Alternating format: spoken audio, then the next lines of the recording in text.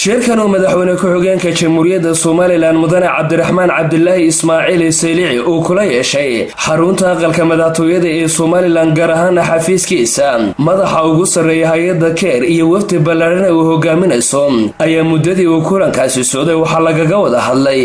sidii hay'addaasi ay u xoojin lahayd kaalmooyinka dhinaca bini'aadanimada ee ay ka geysatay Soomaaliland gaar ahaan kuwa ugu muhiimsan ee lagu horumarinayo kaabayaasha dhaqaalaha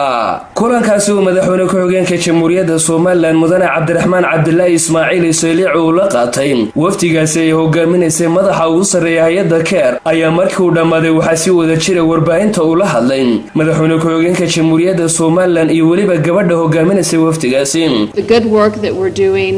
together around education, building schools,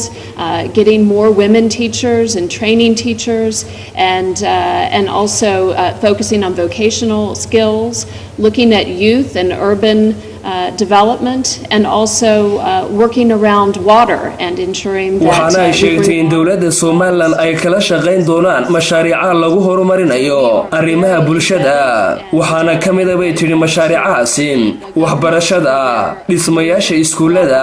kor u qaadida xirfadaha haweenka iyo waliba tababaro kala duwan oo aanu siin doonaa bay tiri macallimiinta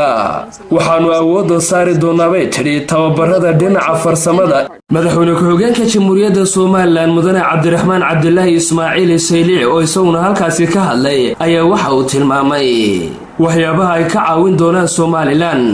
annagu waxaan aad u adkaynay ka wada hadalnaa sidii soo xoojin lahayn runtii oo inaga taageer doonaan insha Allah iskuuladii maartay farsamada gacanta